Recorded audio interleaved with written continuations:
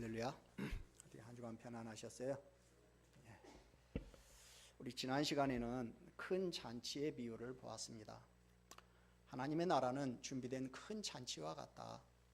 근데 하나님의 나라는 세상적인 것에 빠져서 들어가기를 거부하는 자들은 들어가지 못한다고 그랬어요.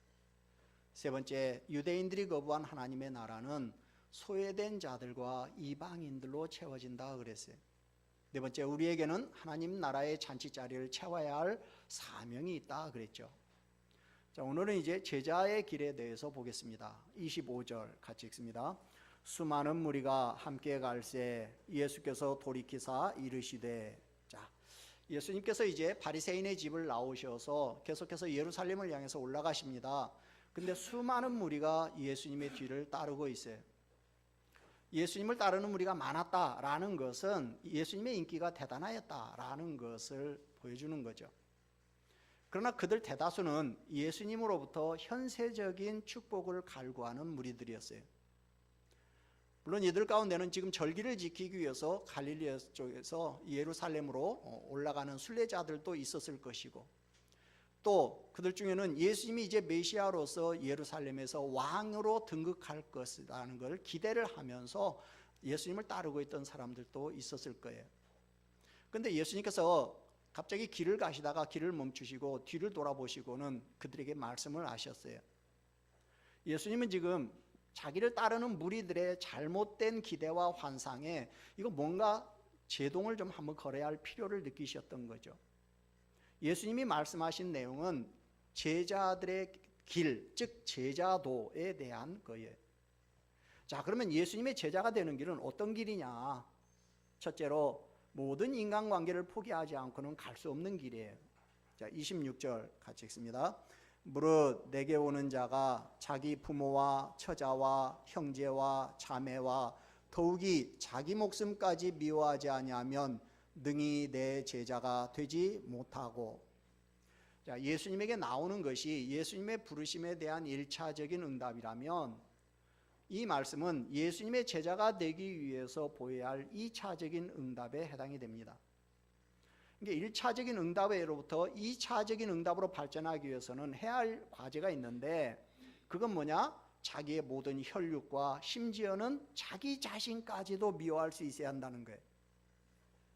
그러면 부모와 처자와 형제와 자매를 미워해야 한다, 이 말이 무슨 뜻입니까? 부모나 형제, 자매, 처자식은 나와 가장 가까운 사람들이에요. 그들은 내가 행복하기를 바라는 사람들이에요. 근데 그들이 바라는 행복이라는 것은 내가 세상적으로 잘 되는 겁니다. 그래서 내가 신앙을 갖고 세상적인 기회를 잃어버리고 하나님이 주시는 연단으로 고난받을 때 그걸 가장 싫어하는 사람들이 누구냐? 바로 이 사람들이에요. 부모, 형제, 처자식이 나를 사랑하는 것을 생각하면 내가 세상적으로 성공해서 그들을 기쁘고 행복하게 해주고 싶은 생각이 간절하죠. 근데 예수님을 믿고 온전한 그리스도인이 되려면 가장 가까운 부모나 형제나 처자식을 실망시키지 않으면 안 된다는 거예요. 이것이 나를 키워주고 나를 사랑해준 가장 가까운 사람들에게는 얼마나 큰 배신이 되는지 모릅니다. 그러나 그런 배신을 하지 않으면 그리스도의 제자가 될 수 없다는 거예요. 예를 들면 예수 안 믿는 남편은 평일날 직장에 나가서 일하기 때문에 주일날 가족들과 함께 지내기를 원합니다. 바람 쐬러 같이 나가기를 원해요. 근데 아내는 예수님을 믿고 난 뒤에는 주일에는 교회에 나와서 하나님께 예배를 드려야 합니다. 왜냐하면 그것이 온전한 그리스도인의 생활이기 때문에. 근데 남편은 아내와 자녀들을 데리고 부모님에게 인사하러 가기도 하고 돌아오는 길에 유원지에 들려서 바람도 쐬기를 원해요. 그럴 때 아내는 어떻게 해야 합니까? 남편을 실망시키지 않으려면 남편 말을 들어야 합니다. 근데 오늘 예수님 말씀대로라면 그런 사람은 그리스도의 제자가 될 수 없다는 거예요. 예수님보다 부모나 형제나 처자식을 더 사랑하는 사람은 그리스도의 제자가 될 수 없다는 거예요. 여기서 미워한다라는 것은 문자적인 의미로 미워하는 의미가 아니고요, 조금 사랑한다, 덜 사랑한다, 그런 말이에요. 그러니까 상대적으로 다른 것보다 덜 귀히 여기는 걸 말하는 거예요. 결국 예수님의 말씀은 예수님을 따르는 것이 자기의 이익을 위한 건지 아니면 예수님의 뜻을 추종하려는 것인지를 분명히 하라는 거예요. 즉 세상 일과 하나님 나라의 일 가운데 후자의 궁극적인 가치를 두고 있지 않다면 예수님을 따르는 일은 아무 의미가 없다는 거예요.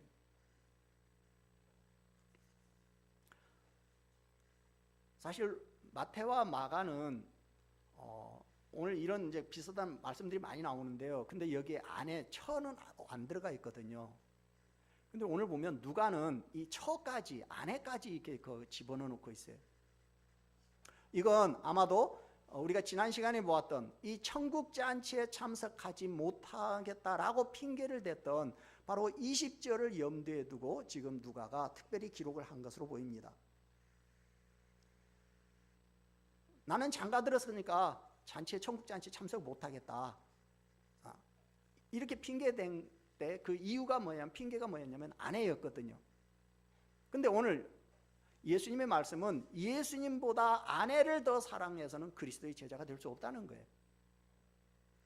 처자식이나 부모 형제는 내가 돌보고 내가 책임져야 할 사람들이에요. 물론 그리스도인은 열심히 일해서 가족들을 부양해야 할 책임이 있습니다. 그러나 어떤 때는 사랑하는 가족들이 신앙을 이해하지 못하고 자기들만 돌봐주기를 바랄 때가 있어요.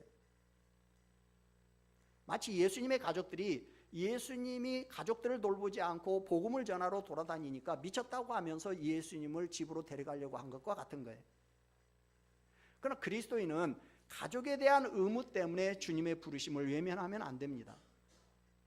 마치 국가에서 군대 소집 영장이 나오면 가족을 다 놔두고 군 복무를 해야 하는 것처럼 주님이 명하시면 가족에 대한 의무를 포기해야 할 때도 생긴다는 거예요. 만약 가족에 대한 의무를 포기하지 못하겠다 그러면 그 사람은 주님의 제자가 될 수 없다는 거예요. 또 누가는 자기 목숨까지 미워하지 않으면 안 된다고 말하고 있어요. 세상에서 내가 가장 사랑하는 것이 뭘까요? 그건 바로 자기 자신이에요. 자기 목숨이에요. 억만금을 준다 할지라도 내가 없으면 아무 소용이 없는 거예요. 그래서 우리 누가복음 9장에 보니까 사람이 만일 온 천하를 얻고도 자기를 잃든지 빼앗기든지 하면 무엇이 유익하리요? 그랬어요. 그래서 사람들은 자기 목숨을 그 무엇보다도 사랑합니다. 그런데 예수님보다 자기 목숨을 더 사랑해도 그 사람은 그리스도의 제자가 될 수 없다는 거예요. 사람은 누구나 욕심이 있고 야망이 있습니다. 꿈이 있고 비전이 있어요. 야망이나 꿈이나 비전이라는 거 별거 아닙니다. 욕심을 좀 고급스럽게 포장하면 비전이나 꿈이나 야망이 돼요. 여러분, 누가 이 세상에서 한 번밖에 없는 인생을 자기가 하고 싶은 걸 포기하면서 예수님만 위해서 살기를 원하는 사람이 누가 있겠어요? 그러나 예수 믿는 사람에게는 자기 인생이라는 것이 없다는 거예요. 오직 예수님의 뜻이 있을 뿐인 것이고 예수님의 인생이 있을 뿐이라는 거예요. 이거 못하겠으면 그리스도의 제자가 되는 거 포기하라는 거예요. 논산훈련소에 들어가면 제일 먼저 시키는 훈련이 제식훈련이에요. 부대원들이 지휘자의 명령에 따라서 일사불란하게 움직이게 만드는 훈련을 몇 날 며칠이고 시킵니다. 자기 마음대로 움직이면 안 돼. 명령을 따라서 일사불란하게 움직여야 해요. 그래야 전쟁이 났을 때 총알이 막 빗발처럼 쏟아지는데도 돌격 앞으로 그러면 앞으로 튀어나가는 거예요. 왜냐하면 전쟁터에 있는 내 몸은 그 내 몸이 아니라 국가의 몸이기 때문에. 마찬가지로 예수 믿는 사람은 예수를 믿겠다라고 할 때부터 내 몸은 내 몸이 아니라 이제부터 예수님의 몸이라고 고백하는 사람들인 거예요. 예수님을 믿을 때 나는 십자가 위에서 죽은 사람인 거예요. 죽은 사람이 무슨 생각이 있고 죽은 사람이 무슨 의견이 있겠어요? 예수 믿는 사람은 이제는 예수님의 명령에 따라 살아야 하는 사람이라는 거예요. 만약 그렇게 하지 못하겠다면 그리스도의 제자가 될 수 없다는 거예요. 사실 오늘 이 말씀은 예수 안 믿는 가족들에게는 굉장히 불편하게 만드는 말씀이에요. 예수 믿는 사람이라도 대충 그냥 취미생활 하듯이 신앙생활 하기를 원하는 사람에게는 굉장히 불편하게 들릴 수 있어요.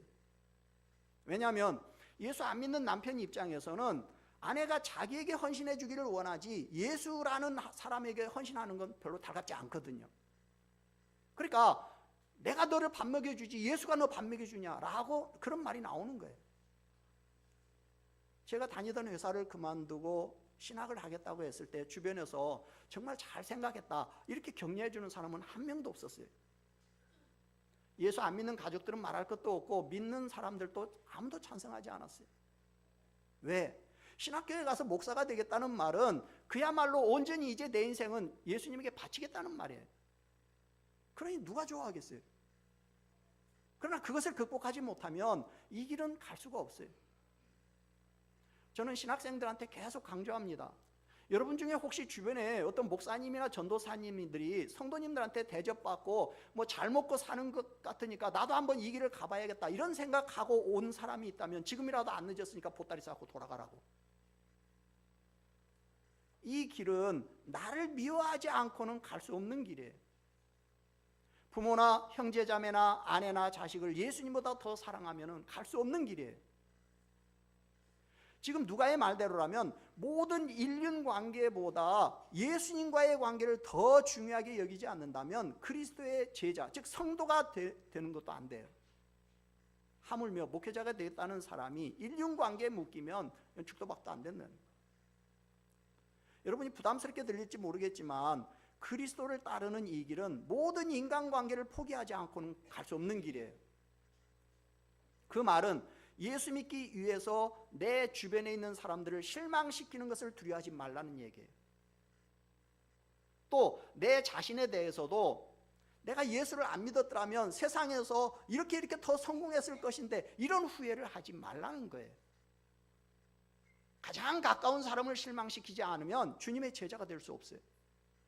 심지어는 예수 믿는 것 때문에 정말로 부모, 형제, 처자식과 인간적인 관계가 완전히 끊어질 수도 있다라는 사실을 각오하지 않으면 안 돼.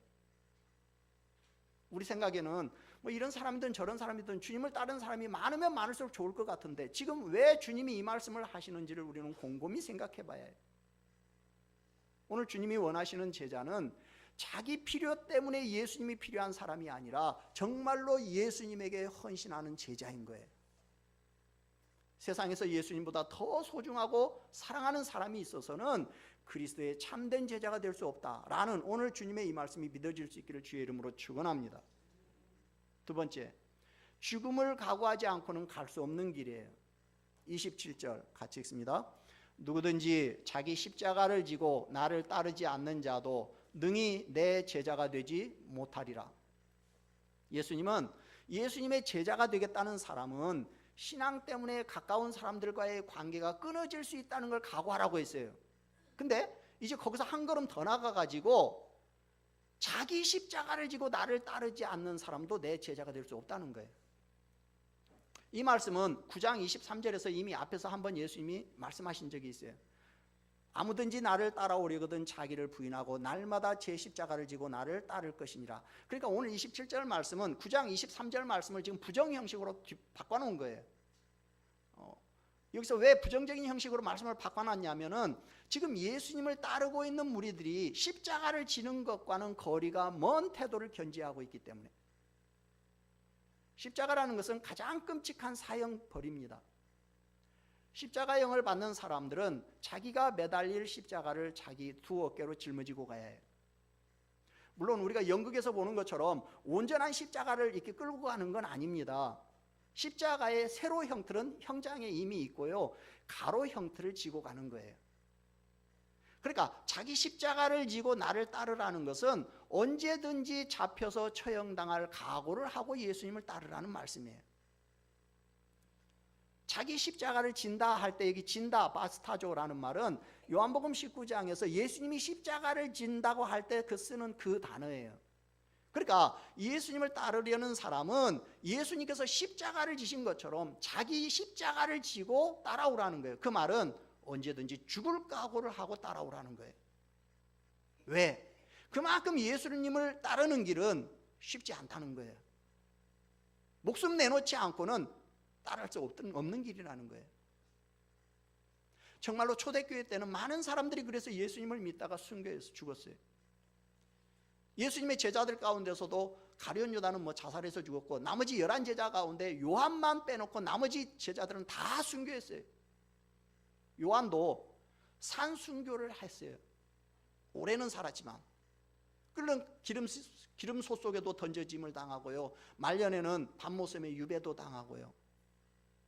우리나라도 처음에 복음이 들어올 때는 문화 충돌이 일어나면서 많은 사람들이 죽었어요. 그러나 지금 우리나라는 예수 믿는다고 데려다가 죽이고 그러지는 않아요. 그러나 예수님을 따르는 길은 죽음을 각오하지 않으면 갈 수 없는 길이다 라는 이 사실은 지금도 맞습니다.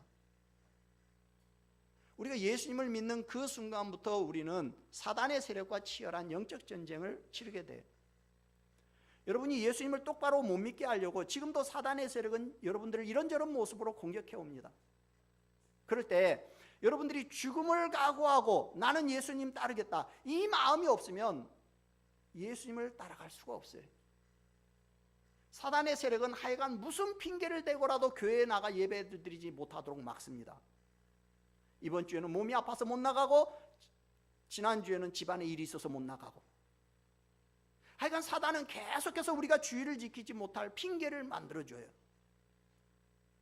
그때 여러분들이 죽음을 각오하지 않으면 결국 사단과 타협하게 되고 결국은 주의를 지킬 수 없게 됩니다. 아니, 주의를 지키지 않는다고 해서 예수님의 제자가 아닌 건 아니잖아요. 이렇게 반문하는 사람이 있을지 모르겠는데, 하나님은 하나님이 주인 되심을 인정하지 않아서 에덴 동산에서 쫓겨나는 사람들에게 하나님이 주인 되심을, 하나님의 주권을 고백하는 두 가지 장치를 만들어 주셨어요. 그 중에 하나가 뭐냐면 6일은 일하고 7일째는 쉬면서 하나님에게 예배드리는 날로 지키라는 것이고, 또 하나는 내 수입의 11조를 드리라는 거예요. 이 두 가지는 하나님이 만물의 주인이시오 나의 주인 되심을, 하나님의 주권을 고백하는 장치예요. 여러분들이 이 두 가지를 지키지 않으면서 내가 하나님의 백성이요 그리스도의 제자라는 사실을 무엇으로 증명하겠습니까? 선하게 산다고요? 여러분보다 몇 배 선하게 사는 불신자들이나 이교도들이 많아요. 제가 어떤 아주머니를 한번 만났는데요, 정말 선하시더라고요. 말하는 것도 선하고 행동하는 것도 너무 선하고, 생김새부터가 벌써 이 인품이라는 그 기품이라는 것부터가 벌써 선하게 생겼어요. 그래서 제가 물었어요. 혹시 교회 다니십니까? 그랬더니 아니요, 저 불교 믿는데요. 여러분, 불교 믿는, 저는 가끔 이게 절에 이렇게 구경 가면은 가서 이렇게 가끔 이렇게 대웅전 같은데 이렇게까지 쳐다보면요, 그냥 그 막 이 절을 막 수십 배의 절을 계속 하는 그런 분들을 보게 돼요. 불교에서 하는 절은 뭐 우리하고 좀 달라요. 뭐 엎어졌다, 손도 뒤집었다 엎었다 뭐 이렇게 하고 막 이러는데요. 근데요, 저는 그 사람들을 물끄러미 쳐다보면서 교회에서 예배 드릴 때는 느끼지 못했던 경건함을 그 사람들에게서 발견할 때도 많아요.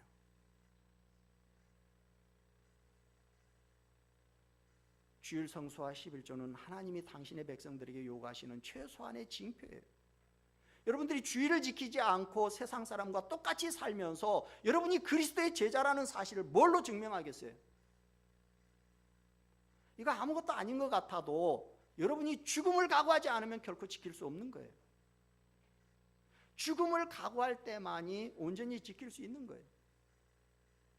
제 이야기를 좀 더 합니다. 제가 회사 그만두고 신학하겠다고 하자 큰 누나가 맹렬하게 반대를 했어요. 제가 예수 믿고 난 다음에 큰 누나도 예수 믿으라고 그랬더니 큰 누나가 예수를 믿기는 믿겠는데 나는 나는 어려서부터 믿으면 나는 나중에 성당을 다니겠다고 생각을 했다는 거예요. 그러니까 자기는 성당을 다니겠다는 거예요. 그래서 천주교를 다니고 있었어요. 근데 제가 신학하겠다고 하니까 막 반대하는 거예요. 그래서 제가 그랬습니다. 저 순교하겠습니다. 그랬더니 더 이상 아무 말도 안 했어요. 여러분, 저 순교하겠다는 마음으로 목사가 됐어요. 그런데도 때로는 이 길을 가다가 힘들고 어려우면 눈물이 나와요. 때로는 목회를 그만두고 싶다는 생각이 들 때도 있어요. 예수 믿다가 죽겠다라는 생각을 하고 예수님을 따라가는데도 시간이 지나니까 자꾸만 이 마음이 변형되려고 하는데, 어떻게 죽음을 각오하지 않고 여러분이 그리스도의 제자가 될 수 있겠어요? 오늘날 미국이나 유럽에 가면 1년에 두세 번 교회에 나가면서 자기 그리스도인이라고 말하는 사람들 많아요. 근데 과연 주님께서도 그들을 그리스도인이라고 인정해 주실까요? 기독교가 오래되다 보니까 거기는 그냥 사회 자체가 기독교 사회고 문화 자체가 기독교 문화예요. 그런데 그런 문화 속에서 산다고 해서 주님이 과연 그들을 그리스도인이라고 인정해 줄까요? 여러분, 죽음을 각오하고 그리스도를 따라가시기를 바랍니다. 그렇게 해도 사단의 미혹 앞에서는 신앙이 흔들려요. 하물며 그런 각오가 없다면 우리나라도 머지않아서 미국이나 유럽처럼 되지 말라는 보장이 없어요. 세 번째, 자기의 모든 소유를 버리지 않고는 갈 수 없는 길이에요. 자, 예수님은 이제 예수님의 제자가 되어서 예수님을 따르기 위해서는 자기의 모든 소유를 버리지 않으면 갈 수 없다, 이렇게 말씀하셔요. 먼저 33절부터 먼저 보겠습니다. 같이 읽죠. 이와 같이 너희 중에 누구든지 자기의 모든 소유를 버리지 아니하면 능히 내 제자가 되지 못하리라. 그래서 예수님은 사람들이 예수님을 따르고 그의 제자가 되려고 결정할 때 예수님을 믿음으로 생기는 이익과 손실을 좀 꼼꼼히 따져본 뒤에 믿으라는 것을 두 가지의 비유를 통해서 말씀을 하셔요.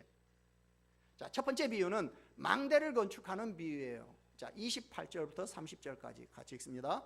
너희 중에 누가 망대를 세우고자 할진대 자기의 가진 것이 준공하기까지에 족할는지 먼저 앉아 그 비용을 계산하지 아니하겠느냐.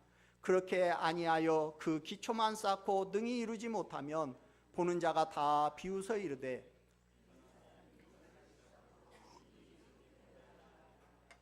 망대라는 건 높은 건물을 말합니다. 망대를 짓는다는 건 오늘날로 말하면 빌딩을 짓는 것과 마찬가지예요. 예수님 당시로서는 첨단 기술과 많은 돈이 들어가는 공사죠.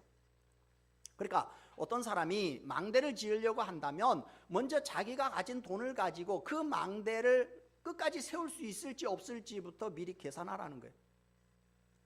물론 망대가 있으면 여러 가지로 편리하고 좋습니다. 망대 안에 물건을 쌓아놓을 수도 있고요, 별난이 일어났을 때는 망대 안으로 피신을 할 수도 있어요. 그러나 망대를 지으려면 기초공사만 하는데도 상당한 비용이 들어갑니다. 그러니까 망대를 짓는 사람은 먼저 건축 시작하기 전에 거기에 소요되는 비용부터 철저하게 계산해서 내가 이 공사를 시작해도 될지 말지 잘 판단하고 시작하라는 거예요. 만약에 치밀한 준비 없이 그냥 뭐 어떻게 되겠지 하고 시작을 했는데 지타가 비용이 떨어져서 중간에 공사를 중단하게 되면 사람들로부터 비웃음만 받게 될 거라는 거예요. 이 사람이 공사를 시작만 하고 능히 이루지 못했다 그러는데 여기 이 사람이라는 건요, 경멸적인 말이에요. 이 친구가 그런 말이에요. 이 친구는 망대를 짓는다고 돈만 낭비하고 완성도 못 시켰다는 놀림감만 된다는 거죠. 마찬가지로 예수님을 따름에 있어서도 심사숙고하고 결정하라는 거예요. 예수님을 따르는 길은 결코 부귀영화를 누리는 길이 아니고요, 때로는 자기 목숨까지도 희생해야 하는 길이라는 걸 알아서 냉철한 판단을 하고 따르기를 결정하라는 거예요. 많은 사람들이 아무 생각 없이 예수님을 믿는 경우들이 있어요. 예수님은 예수를 믿음으로 생기는 손익을 좀 꼼꼼히 따져보고 믿으라는 거예요. 왜냐하면 예수를 믿는다는 그 자체가 무조건 이 세상에서 축복이 임하고 이 세상에서 잘 사는 것을 의미하지는 않기 때문에 때로는 자기의 모든 소유를 버리지 않으면 갈 수 없는 것이 예수 믿는 길이에요. 물론 예수님을 믿으면 천국을 소유하고 예수님과 함께 영생을 누리고요, 이 세상에서 예수 믿지 않는 사람들은 알 수도 없고 누릴 수 없는 복을 누리기도 해요. 그러나 그것이 꼭 이 세상에서 부자가 되고 출세하고 성공한다는 걸 의미하지는 않아요. 오히려 예수 믿고 포기해야 하고 손해봐야 할 것들이 많아요. 그러니까 예수 믿는 게 뭘 의미하는지를 정확히 알고 손익을 계산한 뒤에 그래도 믿겠다라는 확신이 있으면 그때 믿으라는 거예요. 한때 주께로 향한 뜨거운 열정을 보이던 사람들이 얼마 안 가서 작은 시험도 못 견디고 넘어지는 그런 모습을 보면은 오늘 주님이 이 말씀을 왜 하시는가를 알 수가 있는 거죠.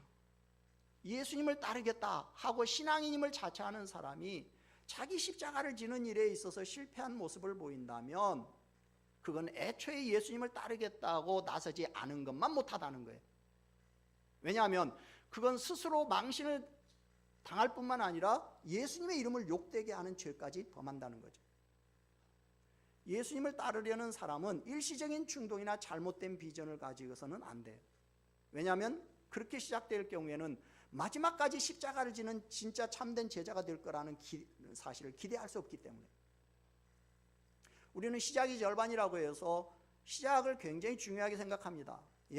정말 어떤 일을 시작한다는 것은 그 자체로 정말 중요한 의미를 가져요.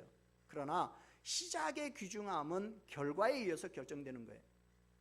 시작은 거창하게 시작했는데 결과가 안 좋아서 용두사미로 끝난다. 그럼 그건 시작하지 못한 것만 못합니다. 저는 신대원에서도 이런 사람들을 여럿 보았어요. 저도 참 어떻게 보면 하나님의 특별한 은혜를 참 많이 받은 사람이에요. 그런데 신대원 가서 이렇게 이야기하다 보니까 저는 한 번도 경험해 보지 못한 신비한 체험을 하고 신대원에 온 전도사님들이 있더라고요. 근데 1년 다니고는 포기하고 집으로 돌아가는 것을 봤어요. 우리가 예수님을 믿으면 잃는 것이 있어요. 우선 세상 친구들을 다 잃게 될 겁니다. 세상 재미도 어떻게 보면 잃게 될 겁니다. 세상 야망도 잃게 될 겁니다. 때로는 가족 관계도 불편해질 수 있습니다. 주일날 늦잠도 포기해야 합니다. 시간도 투자해야 하고요. 헌금 드리는 것도 경제적으로는 마이너스죠. 더욱이 이 세상에 살면서 예수 안 믿었더라면 당하지 않아도 되는 환난과 핍박을 당할 수도 있습니다.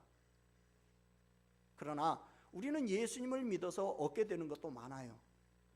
무엇보다 우리는 예수를 믿음으로 죄사함을 받습니다. 하나님과 놀라운 관계에 들어갑니다. 말로는 표현할 수 없는 성령의 능력을 받게 돼요. 무엇보다 하나님의 인도하심과 도우심을 누리게 되고요. 때로는 놀라운 지혜를 주셔서 고난을 헤쳐나가게도 하셔요. 그리고 죽고 난 뒤에는 영원한 하나님의 영광 가운데 이제 살게 됩니다. 그러니까 예수 믿음으로 내가 손해볼 것이 무엇이고 예수 믿음으로 내가 얻는 것이 무엇인지를 분명히 알고 믿어야 한다는 거예요. 예수 믿음으로 얻는 것은 당연히 얻는 것이고 세상 것도 하나도 손해보지 않겠다. 그건 안 됩니다. 계속해서 성경에서 주님이 하신 말씀이 뭡니까? 너희는 두 주인을 섬길 수 없다는 거예요. 하나를 얻었다면 다른 것은 손해봐야 합니다. 만약 나는 죽어도 세상 것을 손해볼 수 없다. 그러면 예수 믿고 누릴 복도 포기하라는 거예요. 그 다음 두 번째 비유는 전쟁을 준비하는 임금의 비유입니다. 31절 2절 같이 읽습니다. 또 어떤 임금이 다른 임금과 싸우러 갈 때에 먼저 앉아 1만 명으로서 저 2만 명을 거느리고 오는 자를 대적할 수 있을까 헤아리지 아니하겠느냐. 만일 못할 터이면 그가 멀리 있을 때에 사신을 보내어 화친을 청할지니라. 왕은 전쟁을 시작하기 전에 이 전쟁에 승산이 있는가 없는가를 면밀히 계산해보고 시작하라는 거예요. 자, 1만 명을 거느리고 있는 임금이 2만 명을 이끌고 공격해오는 적을 맞아서 싸우게 될 때 이게 승산이 있는가 여부를 빨리 판단해야 하는 게 이건 너무 중요한 거예요. 전쟁이라는 것은 일단 한번 시작했다 하면 수많은 사람들이 죽임을 당합니다. 최악의 경우에는 나라가 망할 수도 있어요. 그렇기 때문에 이 왕의 판단은 굉장히 중요합니다. 단지 왕이 자존심이 좀 상하다는 이유로 무리한 전쟁을 시작했다가는 온 백성이 다 집단 몰살을 당할 수도 있어요. 그런데 적군의 숫자가 아군에 비해서 지금 2배나 많은 것으로 언급이 되고 있는 사실에 우리는 주의를 기울여야 해요. 이건 그리스도의 참된 제자로 살아가는 일이 마치 중과부적과도 같은 상황처럼 어렵다라는 사실을 우리에게 암시해 주고 있어요. 그러니까 이 일은 오직 하나님의 도우시는 은혜로만이 감당할 수가 있는 거예요. 전쟁에서 상대가 안 된다 이렇게 판단이 되면 일찌감치 사신을 보내서 화친을 도모하는 것이 상책이에요. 물론 지금 이건 전쟁 상황에서 지금 말하는 거지 우리가 선과 악의 싸움이나 무슨 영적 전쟁에서 적과 타협하라는 그런 말은 아닙니다. 지금 이 비유의 초점은 화친하라는 얘기가 아니고요. 전쟁을 임하는 자에게는 냉철한 판단력이 요구된다는 거예요. 예수 믿는 것도 그와 같다는 거예요.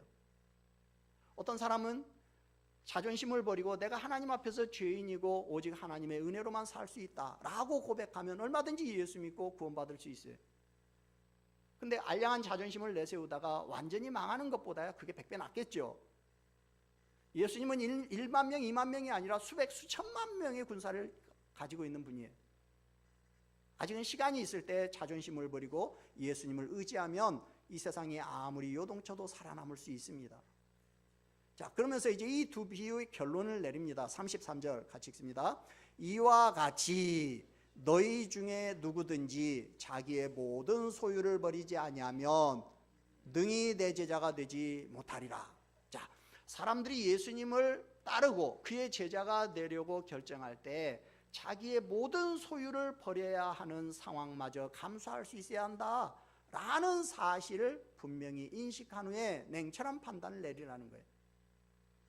결국 자기에 대한 여기 소유에 대한 집착이 예수님의 제자가 되고 구원에 이르는 걸 방해하는 결정적인 요인이라는 것을 말해주고 있습니다. 이건 이미 지난 시간에 우리가 18절에서 20절에서 천국잔치에 초대받은 사람들이 그걸 거절하는 그 모습에서도 이미 보았어요. 예수님은 사람들이 예수님을 따르지 못하는 이유가 소유에 대한 욕심, 소유에 대한 집착 때문이라는 사실을 아셨어요. 그래서 지금 소유에 대한 집착을 버리고 청지기 의식을 갖지 않으면 예수님의 제자가 될 수 없다는 거예요. 예수님은 이 세상에 살면서 집을 갖지 않으셨어요. 물론 뭐 하도 돌아다니시나고 어디 가만히 한 곳에 계실 틈도 없었지만 제자들에게도 두벌옷도 갖지 말라고 그랬어요. 오직 매 순간 하나님이 공급하시는 은혜로 살라고 그랬어요. 우리가 이 세상의 불확실성에 대비해서 조금씩 저축하는 것을 잘못됐다, 죄다 이렇게 말할 수는 없습니다. 우리는 현재에 모두 소비하기보다는 미래에 좀 더 유익하게 쓰기 위해서 저축할 수 있어요. 그걸 불신앙이라고 말할 수는 없습니다. 그러나 내 소유가 내 미래의 삶을 담보해 줄 것이다 라는 생각으로 소유에 집착한다면 그건 또 다른 우상숭배입니다.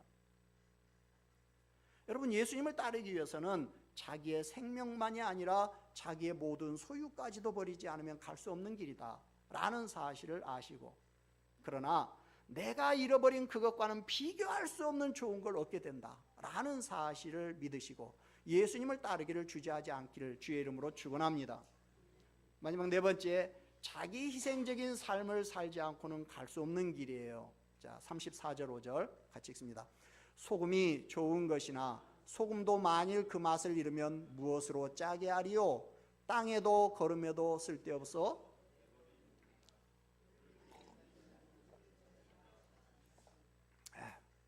소금은 음식 맛을 조절하는 양념이죠. 근데 소금이 그 맛을 잃는다, 이게 무슨 말이에요? 여러분, 안 짠 소금도 있습니까? 소금이 맛을 잃는 그런 경우도 있나요? 우리는 그런 일 별로 본 적이 없어요. 그죠? 지금 이 말은 팔레스타인 지역의 특수성을 감안하고 이해를 해야 합니다. 자, 거기서는 이제 사해물을 갖다가 이제 이렇게 증발시켜서 소금을 만드는데요. 근데 그 물에는요, 염화나트륨만 들어있는 것이 아니라 여러 가지 이 중금속, 그 광노석들이 그리고 찌꺼기가 남아 있어요. 그러니까 이제 이게 소금이 결정되면 이제 제일 먼저 그 소금이 결정되니까 그것만 알면 이제 소금이 되는데, 그렇지 않고 이 광노석들까지, 이 찌꺼기들까지 같이 채취를 하게 되면 그거에 이제 소금이 겉에 묻어 있겠죠. 그런데 만약 그것들이 이제 염분이 용해가 돼서 빠져나가면 그러면 형태는 그대로 유지를 하고 있는데 이게 전혀 짜지가 않는 거예요. 결국 맛을 잃어버린 소금은 아무데도 쓸모가 없습니다. 그래서 버림받을 수밖에 없죠. 이 부분을 마태는요, 좀 더 강하게 경멸적으로 표현하고 있습니다. 마태복음 5장 13절에 보면 너희는 세상의 소금이니 소금이 만일 그 맛을 잃으면 무엇으로 짜게 하리요? 후에는 아무 쓸데없어 다만 밖에 버려져 사람에게 밟힐 뿐이니라 그랬어요. 마치 우리 연탄 떼고 나서 연탄 재에 남으면 이제 필요 없으니까 길바닥에다 갖다 버리면 사람들이 그냥 짓밟고 다니는 거, 그거 생각하면 되겠어요. 여러분, 맛을 잃은 소금은 이미 소금이 아니에요. 그런 소금은 아무 곳에도 쓸모가 없습니다. 결국 소금은 그 맛으로 소금됨을 확인할 수 있듯이 예수님의 제자들도 자기의 십자가를 지는 것과 자기의 모든 소유를 포기하는 것으로 참다운 제자됨을 확인받아야 한다는 거예요. 근데 소금이 짠맛을 내기 위해서는요, 소금이 녹아야 해요. 소금이 안 녹고 그대로 있으면 짠맛이 안 나요. 그리스도인들이 맛을 내기 위해서는요, 그리스도인들이 자기를 희생해야 해요. 손해봐야 합니다. 그렇지 않으면 그리스도인의 맛이 안 나와요. 예수 믿는 사람인데도 세상과 똑같이 살아가는 사람이 있습니다. 그들은 입으로는 주님을 따른다고 하는데 세상의 욕심은 전혀 포기하지 않아요. 자기는 조금도 손해보려고 하지 않아요. 예수 믿는다는 것 뻔히 아는데 구멍가게 갖고 콩나물 그냥 한 주먹 더 집어가려고 막 주인하고 싸워요. 그런 사람에게는 그리스도인의 맛이 안 나와요. 물론 세상 사람들은 맛을 잃은 그리스도인을 아주 편하게 생각합니다. 왜? 생각하는 것이나 행동하는 것이 자기들과 다를 바가 없기 때문에. 그러니까 불편하지 않는 거예요. 여러분, 정말 예수 잘 믿는 사람 옆에 있으면요, 안 믿는 사람들 무지하게 불편해합니다. 근데 그냥 그렇지 않은 사람들은요, 그리스도인의 맛이 안 나는 거예요. 그러니까 편하기는 해요. 그러나 그 사람을 신뢰는 안 해요. 결국은 버립니다. 그래서 여러분들이 직장에서 상사가 너만 예수 믿냐? 나도 예수 믿는다. 조직 생활에 한 잔씩 하는 것은 이건 유난리와 같은 거다. 예수님도 물로 포도주를 만드시지 않았느냐? 그러면서 한 잔 받아라. 이렇게 한다고 해서 넙죽 받아 마셨다가는 망하는 거예요. 그 순간 상사는 무슨 생각을 하느냐? 자식 예수 믿는다고 하더니 날라리였구나. 이렇게 평가하고 더 이상 그 사람을 신뢰하지 않아요. 결정적인 순간에는 맨날 술자리에서 분위기 깬다고 야단치는 그 사람을 선택합니다. 그게 사람들의 심리예요. 여러분, 세상 사람들도요, 진짜 그리스도인과 가짜 그리스도인을 기가 막히게 구별한다는 걸 아셔야 해요. 그래서 가짜와는요, 잘 어울립니다. 놉니다. 근데 절대로 신뢰하지는 않아요. 우리가 주님께 충성하면 충성할수록 세상은 절대로 우리를 무시하지 않아요. 오히려 자기들이 정말 긴박한 도움이 필요할 때는요, 찾아와 가지고 나를 위해서 기도해 달라고 부탁합니다. 그리스도인은 그리스도인의 맛을 잃지 않을 때 존재 가치가 있는 거예요. 근데 그리스도인의 맛을 내려면 내가 가진 것을 조금 손해봐야 하고 포기해야 하고 버릴 때, 그때 예수님의 맛이 나오는 거예요. 들을 귀가 있는 자는 들을지어다. 성경에 종종 이런 말씀이 나오는 때는, 그때는 어쩌냐면 중요한 말씀 하실 때 이런 말씀이 나와요. 이제 예수님은 그를 따르는 무리들에게 필요한 말씀을 다 주셨어요.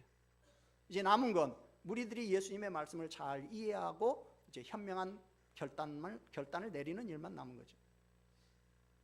그 결단은 강요에 의한 것도 아니고 구걸에 의한 것도 아니고 듣는 자들의 자유로운 의사에 의해서 결정되어야만 합니다.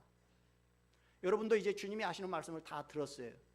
바라기는 여러분들에게 이 말씀을 들을 수 있는 귀가 있기를 주의 이름으로 축원합니다. 그래서 오늘 예수님 말씀을 잘 들으시고 깨달아서 제대로 믿고 제대로 따르는 그리스도인들이 되시기를 주의 이름으로 축원합니다. 말씀을 정리합니다. 예수님의 제자는 모든 인간관계를 포기하지 않고는 갈 수 없는 길이에요. 둘째로 죽음을 각오하지 않고는 갈 수 없는 길이에요. 셋째로 자기의 모든 소유를 버리지 않고는 갈 수 없는 길이에요. 넷째로 자기 희생적인 삶을 살지 않고는 갈 수 없는 길이에요. 사실 우리는 무언가 얻기 위해서 예수님을 믿습니다. 저도 건강을 얻기 위해서 예수님을 믿었어요. 근데 지금 예수님이 말씀하시는 제자의 조건은 한마디로 말하면 다 포기하라는 거예요. 부모 형제도 버리고 처자식도 버리고 자기 자신까지 버리고 소유도 버리고 목숨까지 내놓고 그리고 믿으라는 거예요. 여러분, 모든 걸 다 포기하고 버리는 것이 그게 제자가 되는 조건이라면 우리 중에 예수님 제자가 되려는 사람들이 몇이나 되겠어요? 아마 아무도 제자가 되려고 하지 않을 겁니다. 사실 오늘 이 말씀은 우리 모두에게 굉장히 부담되는 말씀이에요. 왜? 우리 모두는 이렇게 살고 있지 못하거든요. 그런다고 해서 그래? 그러면 이제 나 예수 믿는 거 포기하겠다. 그리고 돌아가는 사람이 있다면 그 사람이야말로 정말로 미련한 사람이에요. 오늘 주님이 이 말씀을 하시는 이유는 주님의 제자가 되는 길은 결코 쉬운 길이 아니다 라는 사실을 알고 마음 단단히 먹고 잘 따라오라는 거예요. 돌아가라는 말이 아니고. 우리 모두 비록 주님을 믿고 따르는 이 길이 힘들고 고난의 길이라 할지라도 잘 참고 끝까지 주님을 따름으로 다들 주님의 사랑받는 제자들이 될 수 있기를 주의 이름으로 축원합니다. 우리 찬송 459장 찬송 부르고 하나님 앞에 기도하겠습니다.